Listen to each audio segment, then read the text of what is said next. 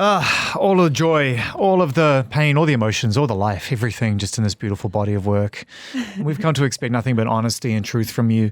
What a journey to make this record. I'm so happy to see you, Silvana Estrada, to be able to talk about this beautiful new album. Thank you. Thank you for having me here. I'm so excited, so honored. No. The honor is all mine and all ours. We're very, very aware of the special gift that you have. But, you can't rely on that. You have to go searching for your truth at any given time, and it's all in this beautiful record, Vendrán Suaves Lluvias. And I want to talk all about it. I want to talk as much as you're willing to talk about and where it came from. But first of all, let's just start with the present day. The album has long since been finished, and you've been bringing it to life in conversation and probably just getting to know it differently than how it was when you made it. What have you learned about it since you've been talking about it and just sort of trying to explain it? I mean, that's a very good question, because I feel like the moment you start to talk about a work that it's already done, you actually get to understand and process like all the things you've been kind of living and feeling. And I think I'm in this point where I'm just so proud of this album. Like I've been, talking about this process, I've been able to kind of understand like what actually meant to me and what means to me today. Just the fact that I, get to allow myself to self-produce this album, and all the confidence I kind of worked in myself, and also like all the joy, and now I'm able to like laugh about all the rough moments, because during this process, this is a process that took 3 years of a lot of just searching for my sound. So there are also a bunch of like really, really tough moments, and now I'm able to look back and just laugh, and just sometimes I feel like, oh, look at me just trying to make my place in this world. Like, I don't know, it's like if I no sé cómo se dice en inglés, but it's a little bit like I feel so much love for this, woman who is just working her ass off and like try to create a sound that she believes in. Well, you both needed each other. This music needed you, and you needed the music in order to get to that place of self-discovery and growth. And I think, to your point, it started in a very different place and it's ended in a different place. And it must be so interesting looking back, to your point, on that person 3 years ago even, and who you were. And it could only have been you that produced this record though, right? It can only have been you at that moment in your life to take this on. It's crazy. I try to work with other producers, but I think at some point was very clear that, this is my second album, and the first album I did, Marchita, did, kind of well. So I felt a little bit of pressure of doing the second album. And I started to notice that, working with other producers, they were also aware of like this kind of industry agenda. Like, oh, this next album needs to be, completely different, but so honest, but it needs to be more you than ever, but then completely reborn you. I don't know. And it's like, who are you working for? Yeah, like, exactly. At the end of the day, like, aren't we just listening to the songs and figuring out how to bring them to life? Yeah, exactly. Totally. I was like, no, I don't want to work like that. I don't want to. Because I have a memo here that says that your next record needs to be, and it's just like, I'm sitting right here. Yeah, exactly. And it's like, who's expecting that? Like, really, for real. Like, who are you working for? So I started to feel so tired of, kind of fighting against all this preconceptions of what this album has to be. And at some point I was like, you know what? I'm going to do this myself, because I want this creative process to be as personal as possible, and I don't want to let all the noise outside intervene in my creative process and my inner process. And also all the songs are really close to my heart, and they all serve a purpose beyond just music, melody, and lyrics, right? They are a step in that direction for you. Yeah, exactly. And I was trying to also to be in service of the music which I always try to do that. I love that phrase. And for this album, really, the process was exactly that, just getting to understand like the song, like what this song really needs beyond my ego, beyond, what I want to be or to feel, like what this song really, really needs and really means. So, and I think that's such a personal journey. It's a really high bar because it goes beyond the cerebral. It goes beyond trend or expectations or what people like about you versus don't like about you. Based on your previous album, it comes down to pure feeling. Yeah. And sometimes, feelings are fleeting. It's hard to know what's real and what's not. Yeah. I mean, I'm sure there are moments when you're listening to something and you feel like I haven't captured it, and then the day later you're like, oh no, I got it in one. Yeah. So it's such a fleeting, it's like trying to catch wind in a bottle. Yeah. No, it's crazy. And also, this album taught me so many things about just letting things go, and also, a bunch of the, for example, a bunch of the vocal takes were actually from the first demos. Yeah. And I was directing this band and producing this band in Montreal because I went to Montreal to record like a few songs. Actually, half of the album is recorded in Montreal.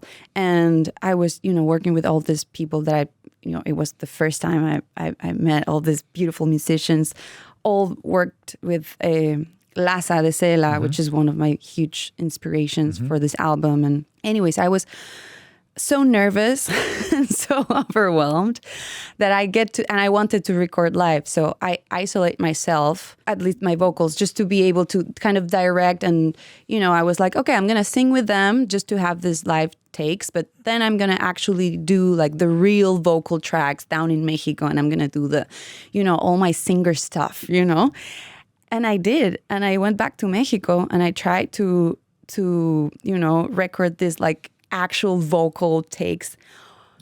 That was, brutal. Yeah. How long before you realized it just wasn't going to be that? A whole day. Yeah. A whole day of just getting super frustrated. Like, why? On the day. Yeah.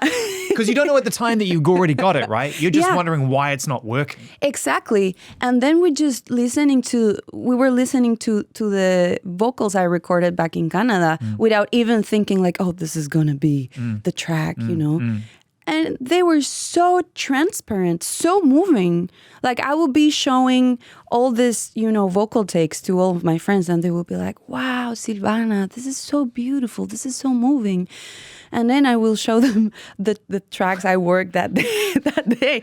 And they were like, meh, yeah. Like, yeah, it's just so well made, but it's not moving at all. You were in the room with those musicians, and I'd imagine that energy of feeling, you can call it pressure, but also excitement and just the joy of like, I get to perform with all of these people, even if it's in your mind, demo arrangement. Yeah.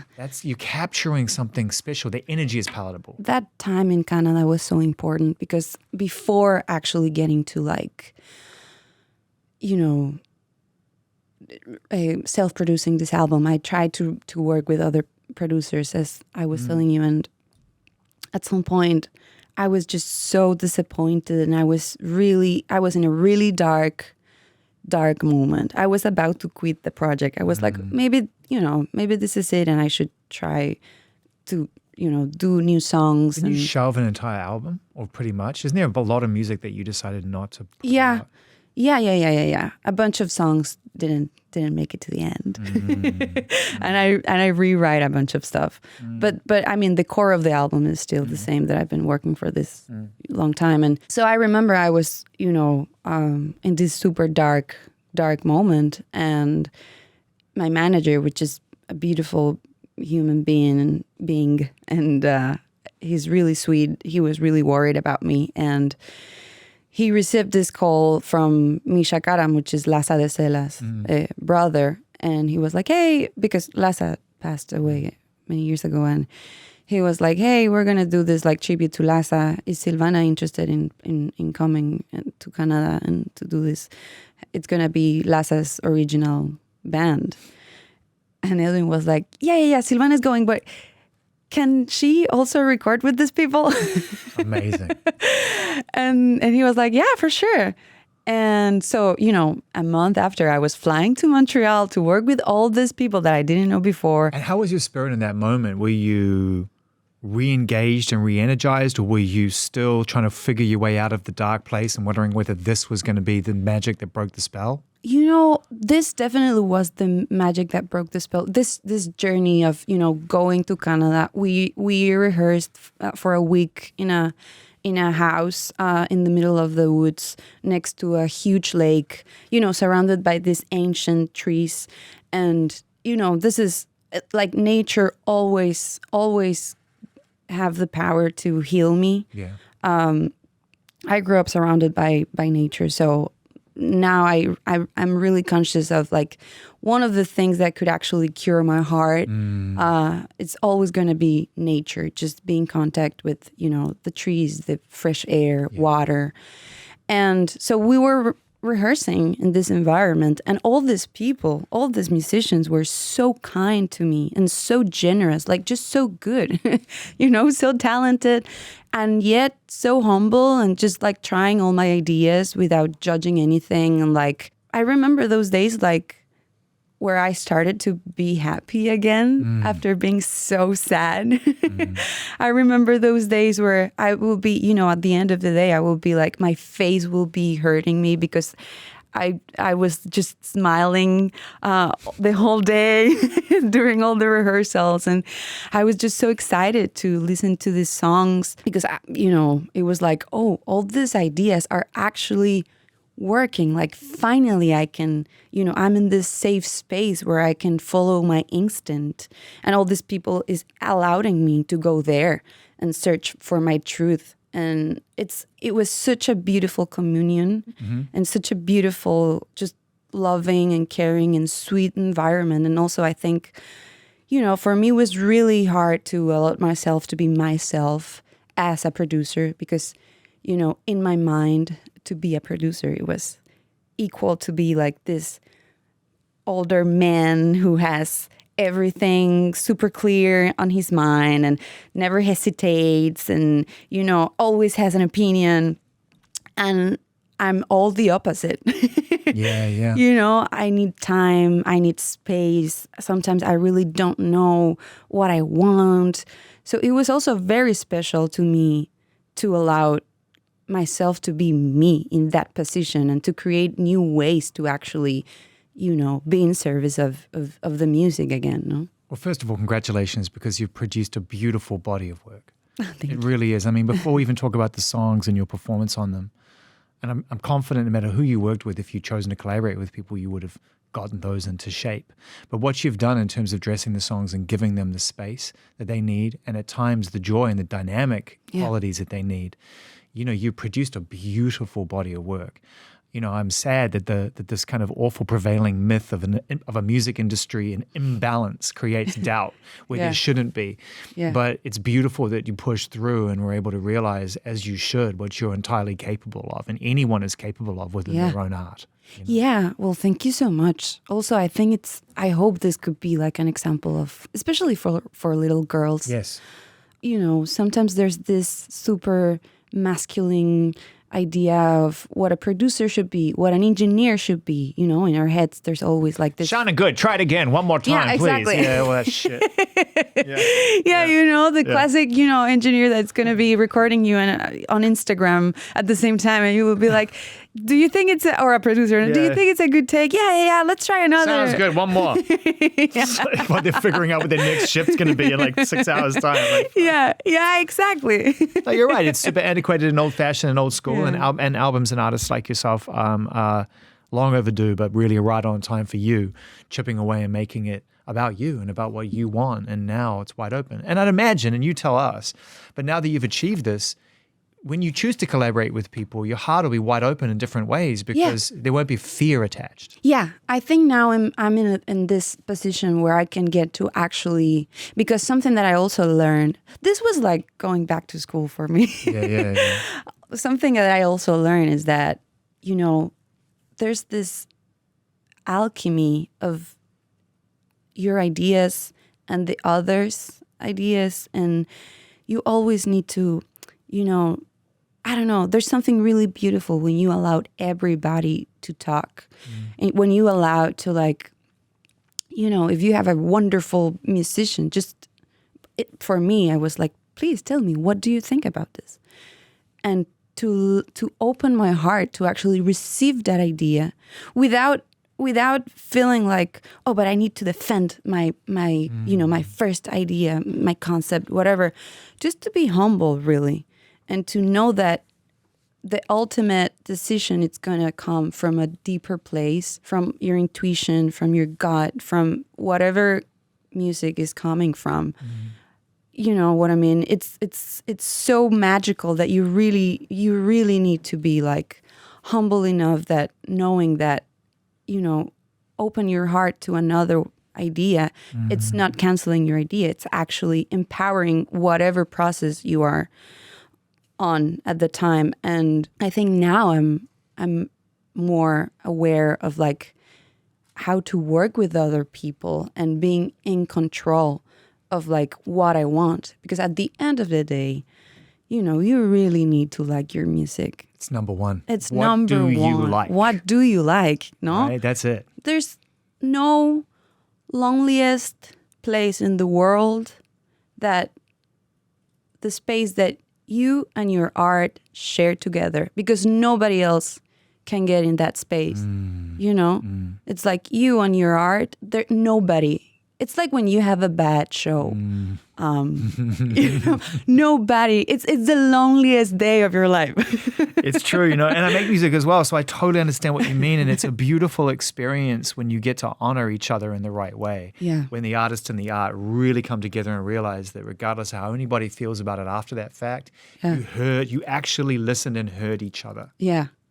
And there's a lot wrapped up in this that's about real life, you know. Vendrán Suaves Lluvias, I hope I pronounced that correctly. Yeah. Near enough. No, I know. Translated means what? Means there will come soft rains. Yes. It's a beautiful phrase. And it alludes to me at least, it makes me feel like there will always be pain and always be a reason for grief. But there can be a softness to that experience which can ultimately be rewarding and not just devastating. Through that, the rain can actually wash away other things. I say all that to say, and I only go where I'm invited, but there's some things you had to process in the making of this record, real life stuff. Yeah. And especially having begun, as you rightly pointed out, on such a high with your first album. Yeah. You know, and people telling you how wonderful everything's going, and then to be faced with life. Yeah. And what life can bring. Yeah. Must have been very confusing.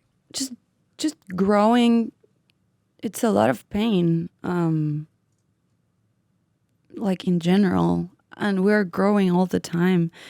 And to grow, it's to grieve somehow. So I guess I was very, you know, just tired. I was touring nonstop.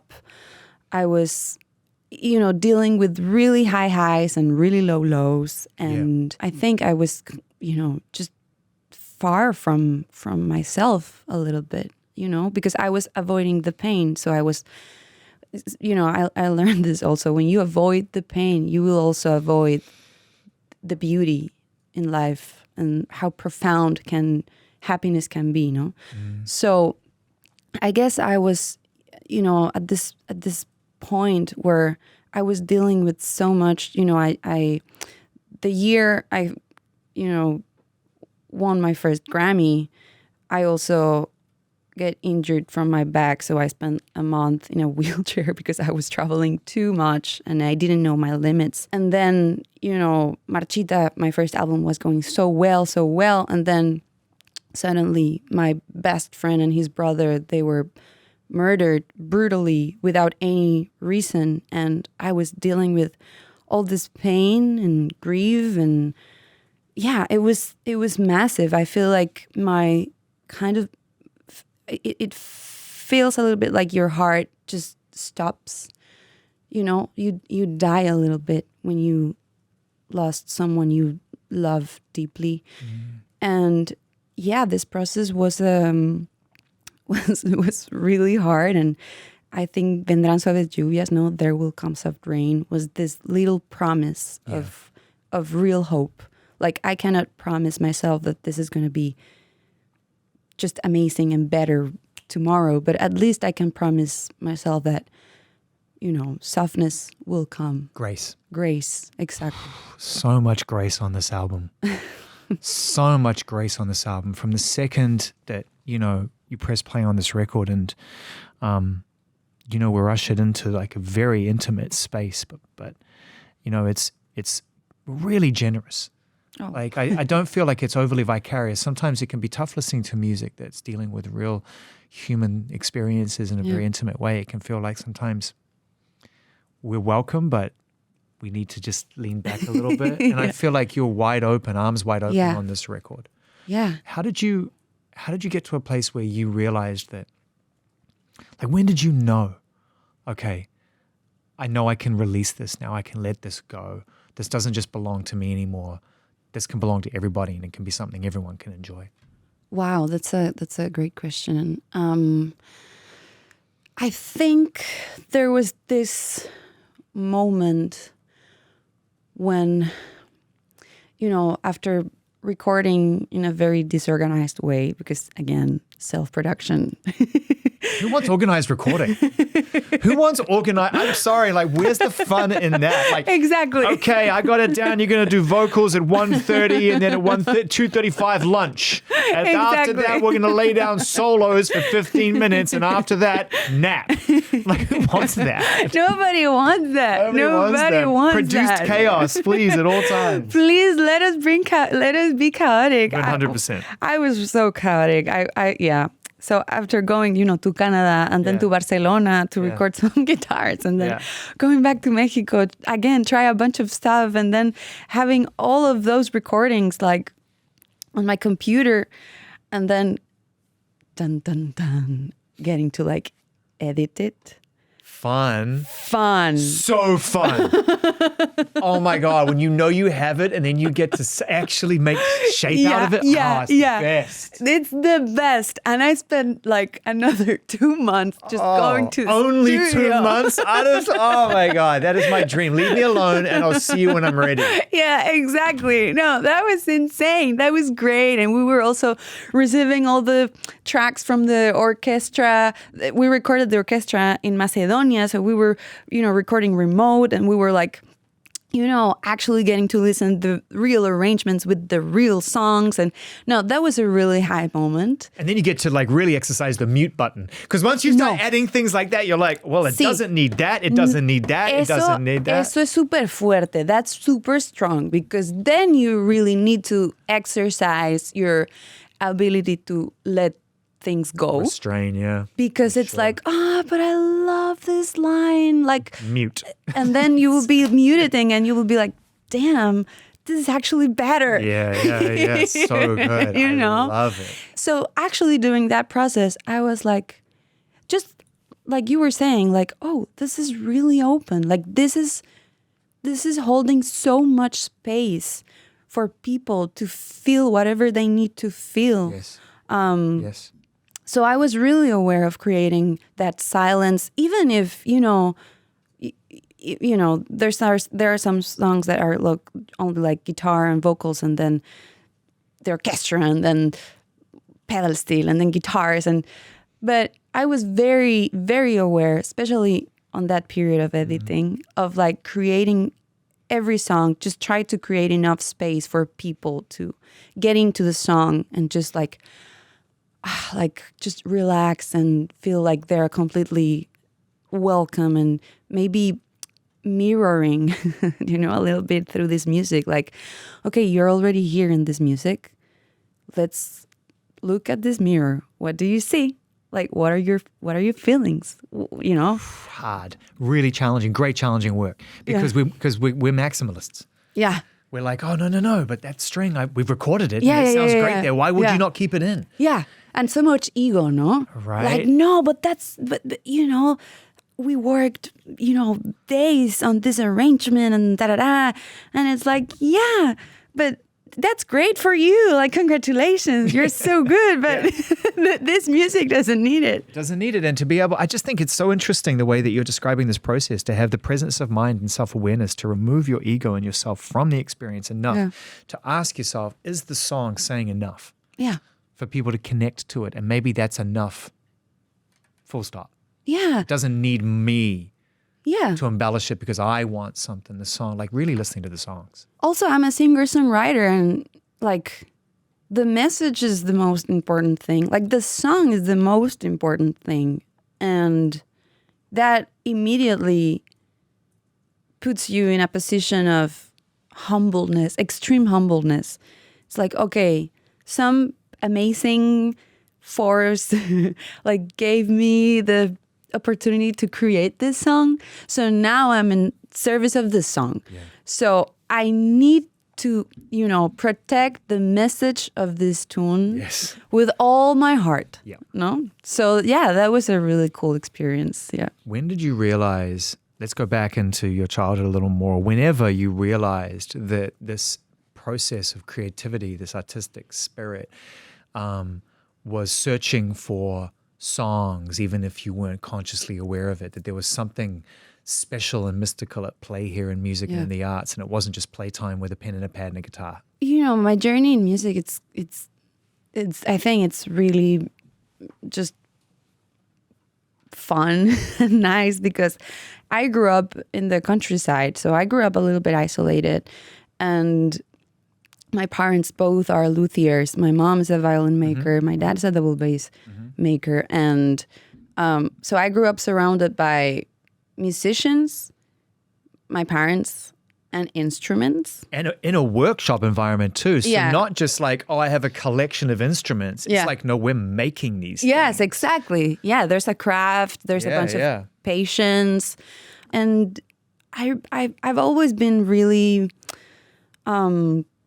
sensible, como super sensible, like very sensible, and always, growing in the countryside always also brought me to this like appreciation of beauty and nature. And I really, really love how, nature can teach us everything about beauty and almost everything.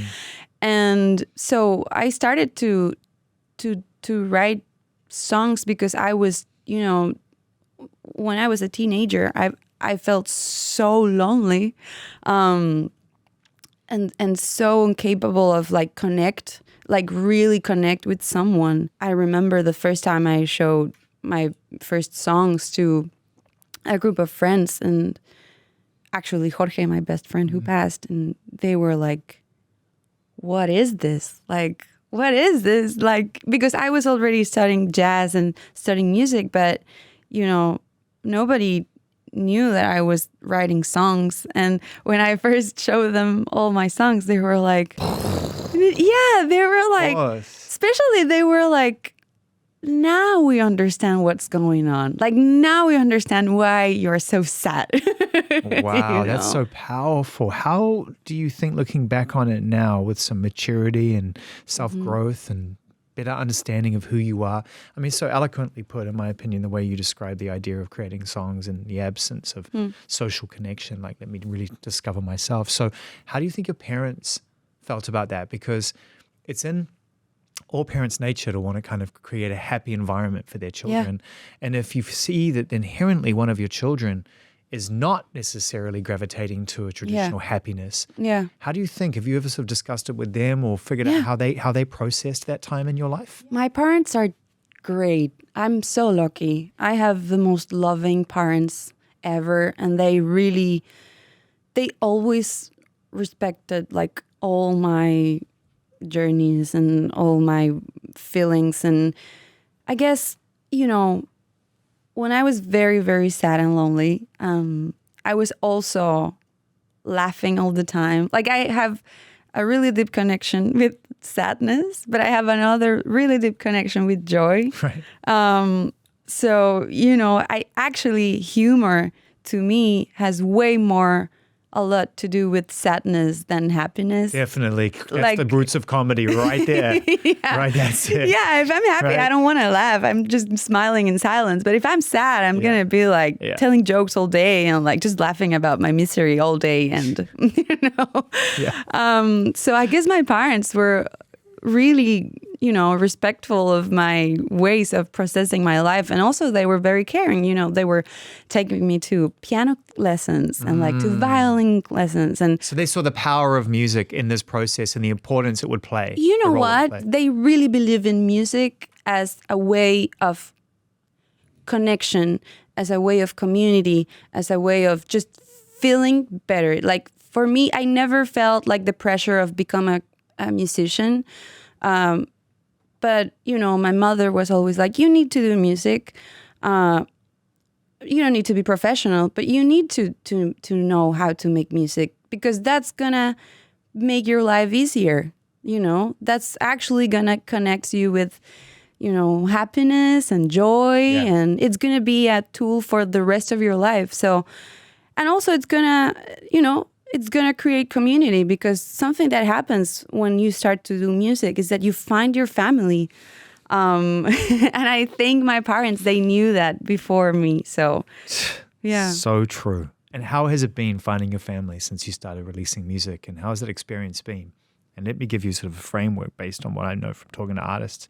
There are the real people in your life. Yeah. And then there's the industry and the things that come along with trying to reach people and do it again and again and again. So how has that balance been for a self-professed creative introvert that people want to hear and meet all the time? I think I've learned how to protect my energy because it's at the beginning it was a little bit because I thought everybody have the most honest expectations. I was like, wow, everybody wants to be my friend. Yay. Yeah. And then, I was like, wait a minute. No. That's actually physically impossible. It's impossible. Spiritually It's impossible. spiritually for everybody impossible. want to be your friend. Yeah. Yeah. Doesn't So, matter. I started just to protect my energy and I started to really take care of my friends. Some of the things that I regret the most, and I think I'm going to regret this for the rest of my life. I'm not saying this from bitterness. I'm just being conscious of it, is that I wish I could spend more time with Jorge, my best friend, before he passed, because I was so, focused like on my career, and I was like just working so hard that I could not spend, especially the last 2 years of his life, I couldn't be there much for him. And, now it's funny because in the interviews, people will be like, if you could change one thing of your career. And I'm like, work less. It is the sacrifice. It is And the it's sacrifice. not even just in music. I think anybody that goes on their adventure of life, Yeah. anyone who breaks away from the original architecture of family Yeah. and support, which is a huge part of growth Yeah. and identity building and the journey you go on to do it, if you succeed and chase it all down, Yeah. the only thing that it truly costs you, if you're lucky to get to a point where you get to stop, is the time you spend with the people that love Yeah. you the most. It is just an absolute, that's just math. Yeah. And it's a tough truth that I guess we all eventually will face. Yep. I mean, if it makes you feel any better, I'm in a similar situation right now. Yeah. I've got someone in my life who is not present, doesn't have presence of mind anymore. And I think about, God, I just could have just an extra week here, an extra week there, But Yeah. when you're young, you're just chasing it. You're just so immersed in your own world. It's a spell. Yeah. Yeah.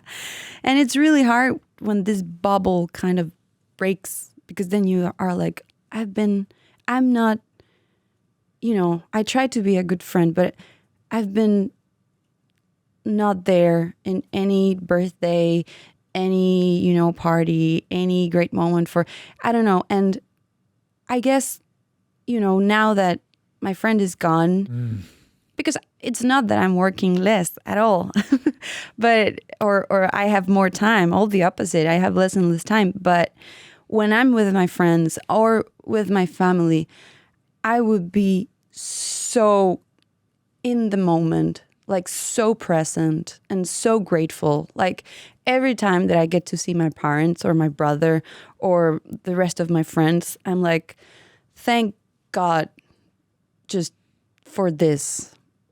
Just thank you, life, thank you, nature, thank you, whatever, who you are, for this, like you're here, I'm here. What a blessing. What a bless. I mean, every day, I feel that way. I mean, I'm like, man, I'm still around. And you're Yeah. right. I think life will remind you of that if you're lucky. Yeah. But it's a sad lesson to learn too, because it means that you probably missed something. Yeah, To learn exactly. it. Well, as at the beginning I said, to grow is to grieve. And I think eventually hopefully we will all be like in this place of, okay, it's a miracle that we are here alive and we don't know for how long, this is like this. So you better wake up. There's some immortality here, though, in this album. I'm telling you, you've created something that will last as long as we're living and breathing as a species. Right here, and music is ours to enjoy. Vendrán Suaves Lluvias is just such a beautiful body of work, top to bottom.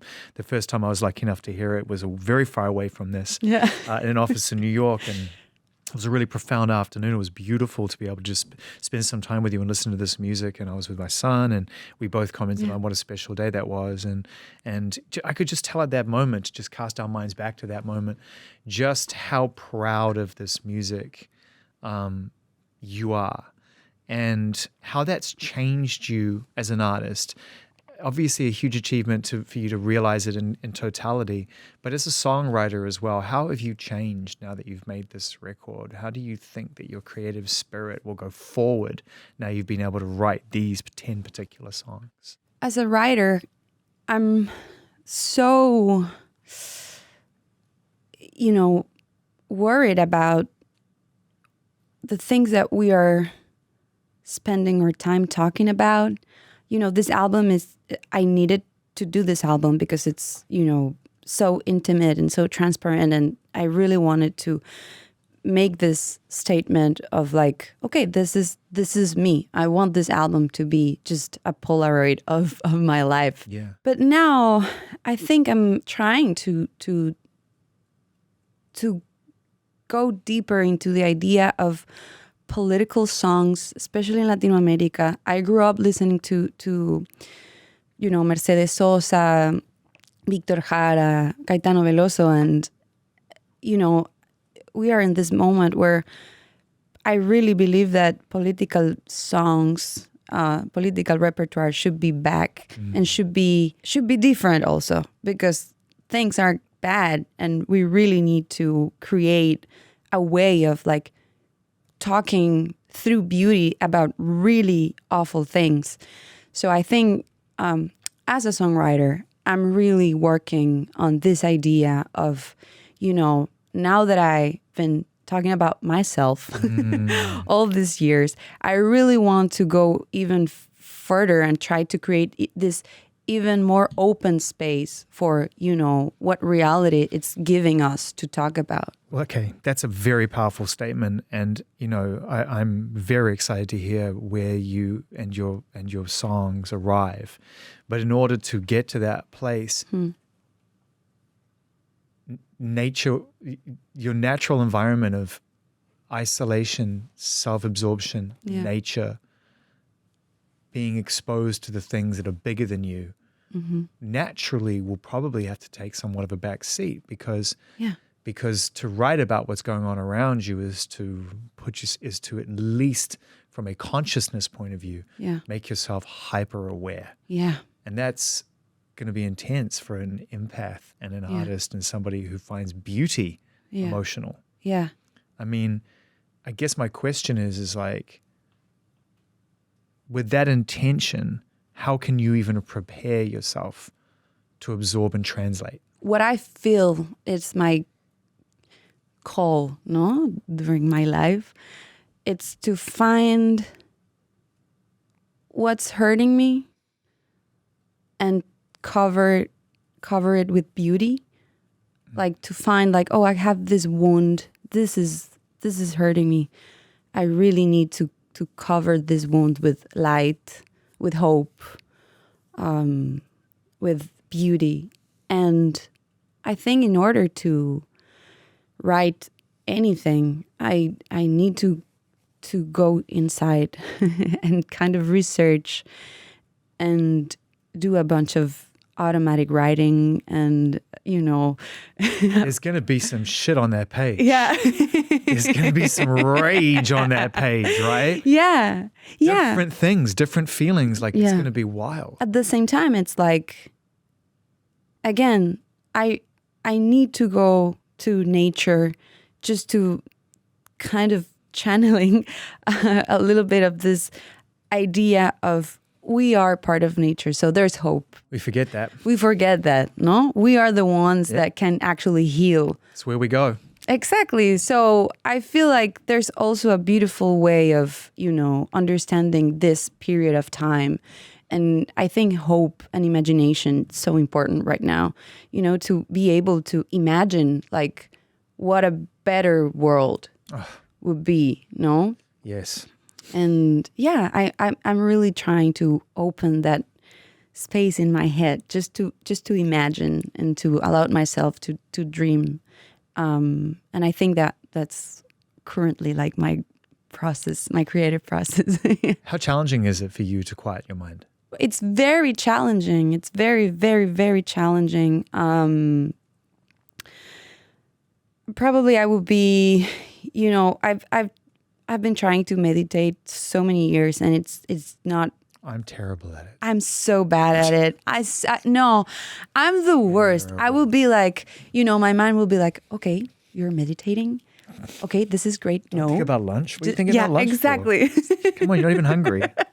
It's like, what am I doing? It's impossible. But I guess just music again. It's like my way of like calm my mind a little bit. What about sleep? Do you sleep well? Sometimes. Now I'm sleeping so good, actually. I spent 3 years without sleeping, making this album. And now I'm sleeping like 8 hours each day. And yeah, I'm so happy. It's amazing what it does. I've spoken to a few artists about this recently, and this conversation began for me, bringing this up in conversation with the conversation I had with Tom York, who was about the importance of sleep. Yeah. And even just like, he's just pro napper. He is a pro napper. He's like, just give me 20 minutes. Yeah. And he's back in the room, right? Do you read this? I think Wilco did this. Jeff Tweedy did this. How to write a song. Yeah. And he's like, part of his process is actually taking naps. Yes. He will be like in the middle of a creative process, and then he will be like, oh, time to nap. And then he will be Nappers, man. Who could just nap? Like, can you nap? I mean, I try to nap, but I know some people who can. I have a friend, Jamie. I'm putting you on blast, Jamie. Jamie will be driving to meet me for lunch, and then I'll get a text from him saying, running 30 minutes late. I think he's at work. No, he just pulled over on the side of the road because he just felt like a nap. Wow. And then he'll just arrive in such a good mood, and he's like, sorry, mate, I had to have a nap. I'm like, Wow. I thought you had a meeting. He's my hero Just now. he's Who is gotta- this guy? You got to meet this guy. He's everybody's hero. When you meet him, you'll be like, oh, you're for real my hero. North London Jamie. He will nap as and when. He's like, everything can stop until I nap. I really love napping. You're pro napping. I'm pro napping. I'm pro napping. I really love it. All my family, it's pro napping. Like my parents are like artists of nap. Is it not part of the culture, though? Is this not what we're talking about? Isn't this part of the everyday cycle of life? Is the siesta, is the idea of allow yourself the space to reset your mind, therefore your body, your heart, your spirit, and then whatever comes later will be much better dealt with. Yeah. It makes sense. Yeah. We have it so wrong. I'm just like, just keep on going. It can only get worse. So you haven't had a good day unless it's got as bad as it can get. If I don't get to 10 p.m. and I'm just like, all right, I feel the worst I've felt all day, then I have not achieved my goals. Well, it's crazy because, here in the States, it's nobody's taking naps. Nobody's napping. But then I'll see, like a few days ago, we were in New York, and I was on the train, on the metro, on the subway, and I saw a couple of people just like, like kind of sleeping, and I was like, that's it, Yeah. Maybe you're not acknowledging it, but that's the Get in where you fit in. Yeah, exactly. I do the same. Sometimes I'm in the middle of a promo day or touring, and I'm like, you know what? I'm gonna go to the green room. 10 minutes. I've had at least 2 artists in my life nearly fall asleep in interviews with me before. Oh, really? They're just either working too hard, or I was not reading the room, or I was really not on my game that day, right? I was my 9th different variation of let's talk about the bass guitar, and they were just like, I don't know what else you want me to tell you, man. It has 4 strings on it. I know. But what I cannot do is to take a nap the day I need to perform. Mm-hmm. That's like the worst decision ever. Yeah. You're not recovering. No, you're not. No, I'm telling this, to all the performers out there, never take a nap before the show. It might look like the best idea you could have. Yeah. No, it's a mistake. If I ever see you perform live and you're just not on your game, you're just kind of a little bit like, you sound great, you're performing great, but a few people who I'm with know that you're not on your game. Yeah. I'll be like, she took a nap. she napped today? She napped, right? Daniel will be like, I told her not to nap. I said, don't take a nap. And she took a nap. I said, what are you doing? Don't take a nap. What are you, crazy? Wow. You're so good at imitating people. Now I know that about just you. my friends. Only my friends. Only where I'm invited. I never imitate anybody. I can't get away with it. I don't want to be on anybody's list. I'm so excited for you for what's to come, and with this body of music now, 2 albums to be able to perform and to give new life to your first album as well, with the maturity and growth of this album. You must be so excited about the shows and just seeing people's faces. Yeah, and I really believe in... Especially on the last day of promo. Yes, no, now my fate is back, my hope is back. Yeah. No, I'm really excited. I really believe in live shows. It's not like you can believe or don't believe, but I do believe that, live performances are like the modern kind of, social encounter for people that doesn't know each other. Oh, it's the excuse for us to come together regardless of shifting ideologies or beliefs and actually experience something common. Yes. It's kind of this modern ritual that I guess thousands of years ago was like just reunite just around the fire and dance and do whatever.